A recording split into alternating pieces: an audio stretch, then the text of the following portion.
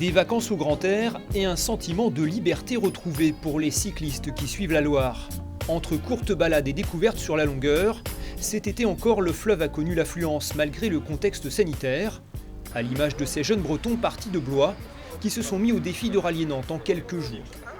On s'est beaucoup ennuyé pendant le confinement, du coup c'est l'idée qui nous est venue pour partir en vacances en France et faire des kilomètres. Premier bénéficiaire de ce besoin d'évasion, les magasins de cycles. Cette enseigne, située sur l'itinéraire, a pu constater que les dépannages et locations ont tourné à plein régime. Et c'est tout ce qui va me rester en location.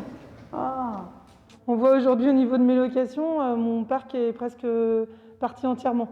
On est fin août et la location continue encore. Je pense que les gens veulent continuer de profiter en fait jusqu'au bout des vacances.